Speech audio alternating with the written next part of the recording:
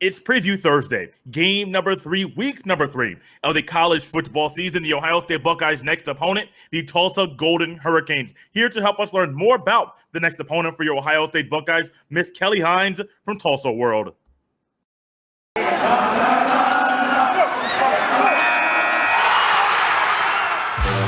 are Locked On Buckeyes, your daily podcast on the Ohio State Buckeyes. Part of the Locked On Podcast Network, your team every day.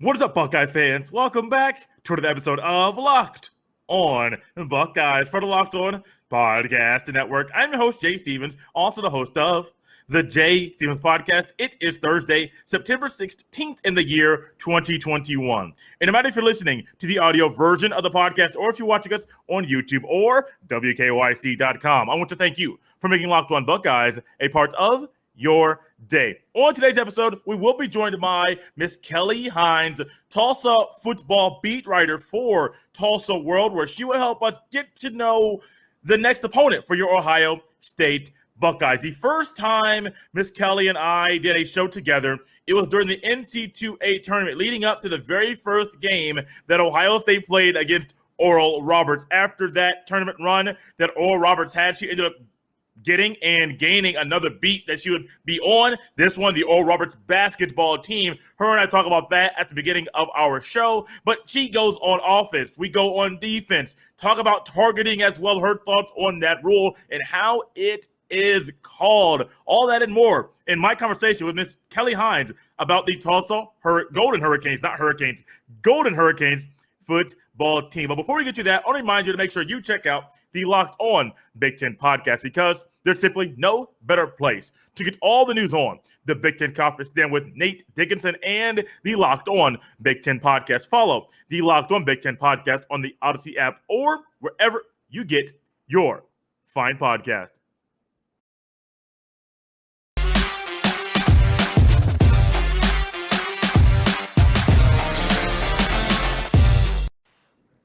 And joining us now here on Locked On Buckeyes, it is Miss Kelly Hines. She is a Tulsa football beat writer for Tulsa World. Kelly, how you doing?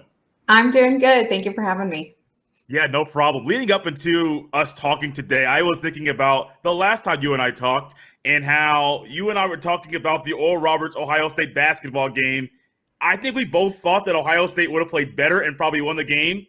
But Aces and O'Banner did everything that was needed to win that game. I'm wondering if there's somebody listening that listened to that episode and was like, wait, she's back. Is it going to be the same outcome again? Will the team she covers beat Ohio State this week? Oh, man, anything can happen. Just looking back on that very improbable, seemingly run that Oral Roberts had in March, that was crazy. I think it'd be equally improbable for something crazy to happen in this game. Anything is possible. How would you describe the Tulsa football team so far through 2 games? Man, I feel like this is a team that, does not have things figured out yet and is very much a work in progress. I think a lot of teams are that way. But certainly, to lose 2 games, both by very close margins, shows that, really not that far off from getting it figured out, but ultimately 2 losses. And that's kind of a rough start to anyone's year. It is. Last year, I went back and looked at it. 6-3 last year overall for the regular season, 6-1 in conference. They had losses to Mississippi State in the Armed Forces Bowl, the latter part of the season, that is. And then they lost to Cincinnati in the conference championship game, 27-24. They were ranked as high as number 18 in the AP poll, ranked 6 weeks straight. So I was going into this in the season thinking Tulsa's going to at least show a little promise or a little bit more fight and not have a close loss to UC or to California Davis, and then really looked a little better against Oklahoma State, but it's still Oklahoma State, and you're trying to fight a hard battle. I had better expectations. Were your expectations so far, were they met? Were they a little higher, a little lower? How were the expectations for you? I think that UC Davis game was, a disappointment. Certainly to start your season with a home loss to an FCS team, not ideal. But had 9 guys who were suspended for that game, including 6 for the whole game, 3 for a half, from the very unflattering moment that happened after that bowl game with Mississippi State. Just a crazy brawl, and the University of Tulsa did not really care for, what happened there. So very harsh penalties that came down as a result of that. And I think that's why they lost that game. When you're down, 3 defensive starters in your first game, I don't care who you're playing. That's going to be a lot to deal with. So I'm not really giving Tulsa a pass on that because, ultimately your guys got involved with something they probably didn't need to be involved with. And that was the repercussion, but definitely feel like it was hard to judge a lot on that game. Certainly on defense, offense had its struggles for sure. But, and then, in week 2, that's a game that, would be tough for a lot of teams to win. That's a rivalry for Tulsa going over to Oklahoma State, only 72 miles away. And that's a series that's been dominated by Oklahoma State. And, even though Tulsa played fairly well at times, couldn't really get out of its own way and, giving up a 98-yard kickoff return for a touchdown, in the fourth quarter, not really ideal, but definitely had chances to win that game. Just, kind of more of the same as what it's been really for the past 7 years. That's my time on the beat of just, not being able to make those winning plays.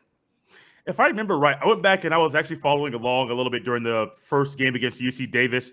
Was there frustration from your part based off what players were doing on the field? I think it was flags or just some really weird play that I noticed that brought a little frustration. I mean, it is frustrating to see a team underachieve, and to see them get penalties that, that's kind of been an issue in the past. And to see, really so much work go into it in, the spring and preseason to get those penalties under control and then see them happen in such crucial moments. Like I think at one point there were 4 defensive penalties on one drive. And I mean, you can't do that against anybody, but you really can't do that against like a, Dan Hawkins type coach team that's going to be, take advantage of your slip ups and to see that happen. I mean, I'm sure the coaches were really disappointed too. And the fans were disappointed, but to see a team like not really like live up to its potential, it's kind of annoying. You're like, just go on and do what you're supposed to do. And it's hard to cover those teams when they, they struggle in that way. It's just a weird experience as a beat writer instead of like, not executing on offense or whatever. It's like, just don't get a dumb penalty and maybe you'll win this game. So it was a little bit of a frustrating experience, just seeing how that game played out. How would you describe the offense for Tulsa? Man, I would say, it's a work in progress, but, definitely striving to be very balanced. Davis Bryant is a first-year starter, and he's a guy who absolutely lit it up in his only real playing time before the season. Was the third string guy who had to go into the Tulane game last year and played just insanely well. And you think, Tulsa won that game in double overtime, and you think, well, just go out there and do that every game. Like if you can do that in that game, but he had the entire off season and all of this time to think about how he needed to go out there and do that. And I think, that was probably unrealistic for all of us to think that it would just happen that way. But he's a guy who's been around for so long. He graduated a semester early out of high school, and it's his 4th year in the program. He knows this offense very well. And I think he does have potential. It's an adjustment when you're a starter. Sorry, you gonna say hi? That's one of my foster kittens had to make an appearance. And the rest of the offense, they're really everything. If Davis Bryant can get settled in, the offense has everything else needed for him to be successful. Offensive line is really deep and just solid. Running backs, definitely there are some good options there. Deneric Prince is probably the most notable one to mention, and just an entire stable of capable receivers. So The offense, it's going to take some time for it to come together, but I definitely feel like there's potential there. I think I was looking back, and I want to double check this very quickly.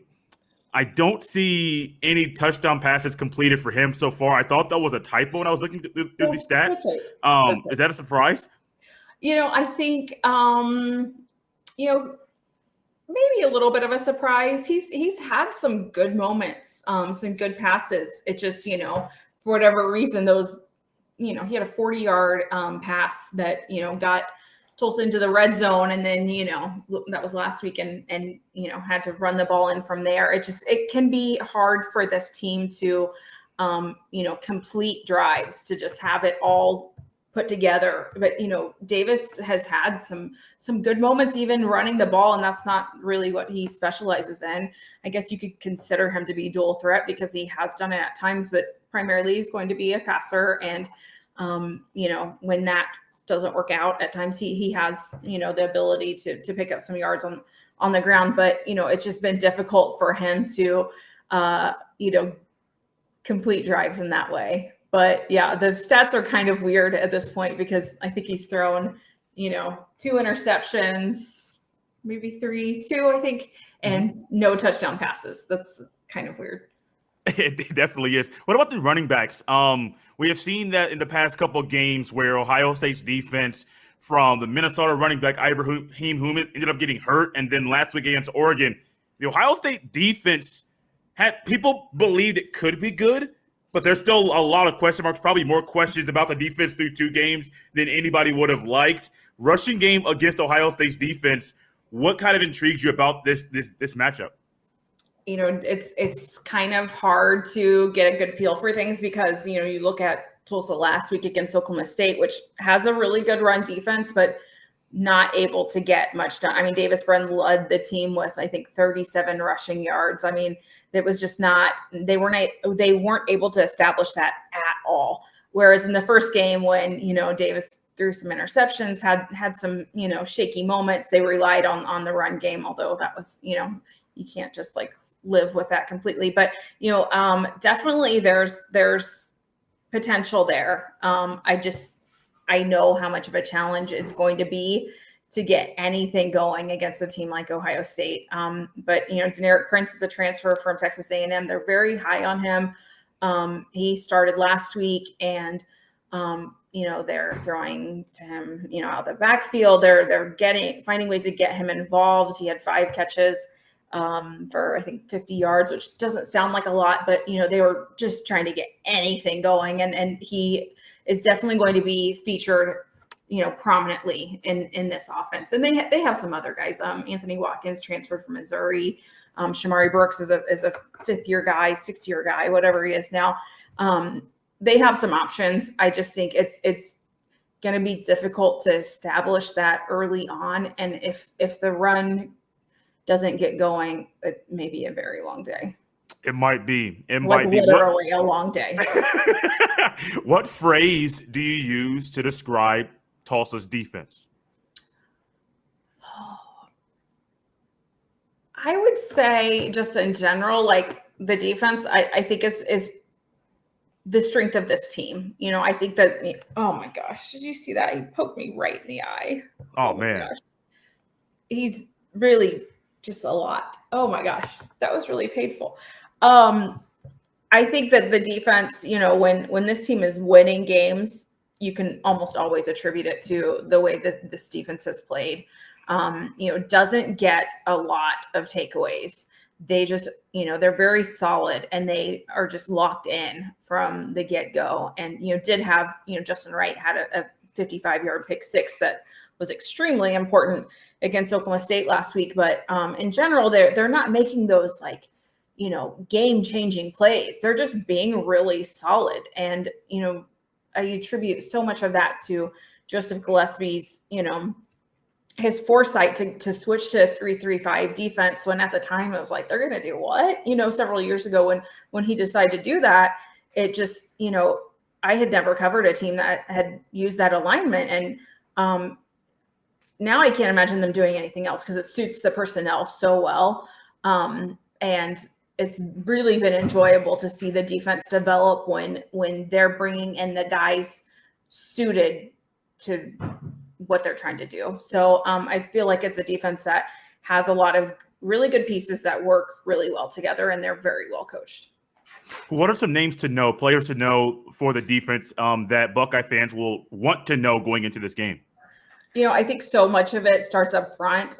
Jackson Player, he's a guy who really anchors the defensive line, anchors the whole defense. So, when you're in that odd man front, obviously they're getting double teamed like every single play, and he holds his own and like does more than that. And that's really incredible. And I feel like he's an underrated guy because of what he's able to do with having double teams on him. It's going to be different, obviously, with Ohio State. A double team is going to be a lot to deal with. But most games, and it was the same way against Oklahoma State. He had some success, and that just makes things so much easier for everyone behind him. So the linebackers still are not really at full strength, but are getting closer. And, they had to replace a guy named Zayvon Collins who went to the NFL, and that's obviously difficult. But Justin Wright in the middle, he kind of he's a really intense guy who, you need that sort of player in the middle. And he had that pick 6 last week, and he is going to be like in on every play for the most part. I feel like there are a lot of key guys on defense, but those are the two that that they're going to have success at some point in a game. You feel really good about, your chances, not necessarily against anyone, but against most teams when those guys are on your defense. Ohio State's offense, the receivers, they just came off a game where their top 3 receivers, Chris Olave, Garrett Wilson, Jackson Smith-Njigba, all went over 100 yards. Many people describe this as Smith-Njigba's coming out party, and C.J. Stroud almost went for 500.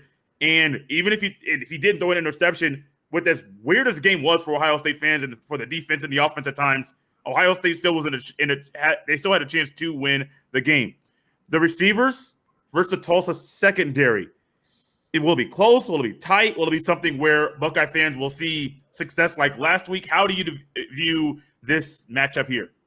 I think specifically the cornerback spot for Tulsa, they're still working through that. They had both of their starting corners decide to leave after the spring. And they both wound up following their position coach to Missouri. And, that's something that you can't really replace the experience of 2 4-year starters. And so Tulsa went to the portal and absolutely did an incredible job finding guys. Trayvon Fuller is one of those. And he's been a little bit banged up, and they have some other guys, who came in. It's just, trying to find the right mix of guys.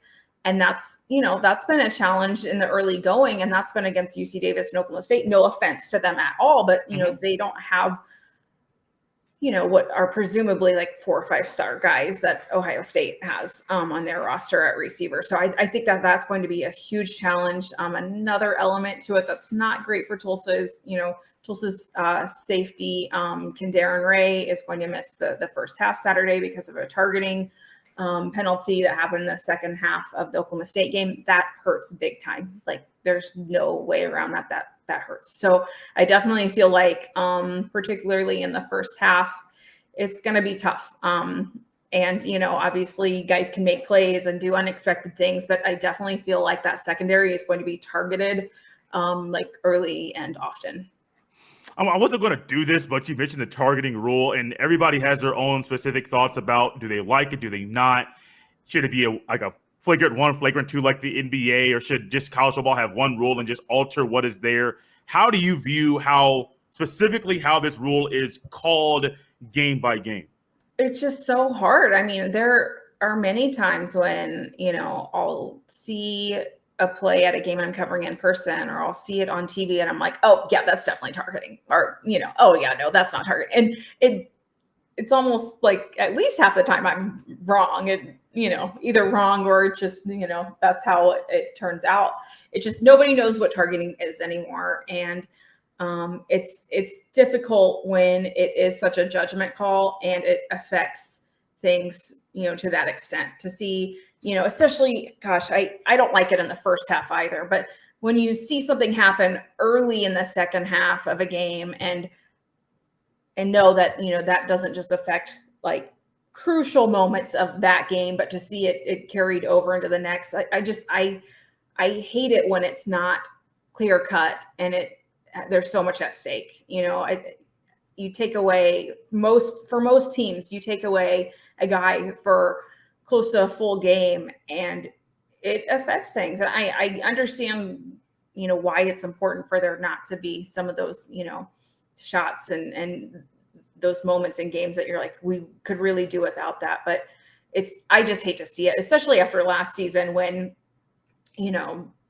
especially like for a team like Tulsa, they had so many games taken away because of COVID. And, I think that happened for most teams, but, they all just want to be out there. They want to play those games, and to see, a game taken away from them because of a call. Gosh, it's hard to see that happen. And I don't know what the solution is. Like, you can't really complain about a problem unless you have a better solution. And it seems like not, to take that all of it away doesn't seem like a good solution either. I'm not a fan of how things are right now, just because it's so unpredictable. It's not consistent, and there's a huge impact that it has.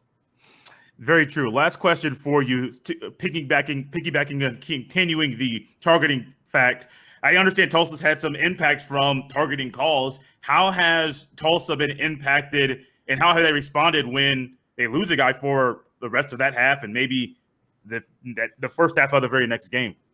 I think that you have no choice but to just look to the next guy. And I felt, during the preseason, I really felt that this was the deepest Tulsa team that I've covered, now in my 8th year on the beat. I really felt like, there would be certain positions that they would be 2-3 deep, but it doesn't always happen that way. When you have someone suspended, like what happened, for the first game, that may not be a position that you feel really comfortable at to start with. And now, there were positions that there were, first team and second team guys out. And that's tough. That's really tough for most teams. And then it kind of goes with the same thing when you have someone who's injured or someone who's taken out by, a targeting call, that's going to be difficult to overcome. And I think especially with the challenge, that Tulsa has with its schedule. This is a very difficult non-conference schedule. And, not many teams have the situation where they can feel comfortable going and playing a top 10 team on the road without, one of their starters for a half. I mean, most teams don't have that luxury. Tulsa certainly does not have that luxury. They need all of their guys on the field. And it's just going to be a situation that, they're just going to have to just weather that first half, without Darren Ray, for example. They're just going to have to get through it. It may be painful, but you got to get through it. I just, hope that in the second half. But I think that sets up guys for, what is maybe a little bit too much pressure on them to come out in the second half and be like, well, I didn't play in the first half. I've got to make something happen here. And that's when you maybe don't make the best decisions for yourself and your team. That is true. What's your prediction for the game? I know it's early in the week, but what's your prediction for the game and any final thoughts you have for this matchup on Saturday afternoon? I definitely feel like Tulsa is the type of team that, they're going to be super fired up for this game. I know that the game up there in 2016 got kind of out of hand in the second half, but, that was a game that Tulsa was kind of staying in the first half, and there was crazy storm blew in and the game was pretty much over at that point. I definitely feel like Tulsa has the capability of, making some crazy things happen, but ultimately you're playing Ohio State at home, and, it's definitely David versus Goliath. Tulsa's the smallest FBS school. There's so many things that go into that. And I just know that the talent that Ohio State has is staggering when you look at it, stacked up against Tulsa, but that's why we play the game. I think that, Ohio State, winning by 4 touchdowns, that sort of outcome is probably, that's what I'm expecting. If things got crazy, that wouldn't surprise me either. I'm terrible at predicting these things. It's been a weird season already, and we're only to mid-September. But I definitely feel like this is such a cool thing for Tulsa to go up there and play a game like this. And there'd be, you don't lose any dignity by, even if you get absolutely destroyed, like people are expecting you to lose this game. So you don't have a whole lot to lose, except for maybe just don't have your guys, get injured or have targeting penalties and all of that stuff that we've talked about. Absolutely. Kelly Hines, this has been fun. If you could let everybody know where they can connect with you on Twitter and also where they can read some of your articles leading up to the game. Twitter, Kelly Hines TW is where you can find me. And then TulsaWorld.com, click on sports, click on Tulsa. You'll find it. It's not hard to find. Not at all. Guys, this has been fun. I'm glad Kelly Hines can come back on the show, and this time not preview a basketball game, but preview the football game this weekend between Tulsa and Ohio State. Kelly Hines, thank you so much. This was a lot of fun. No problem. Anytime.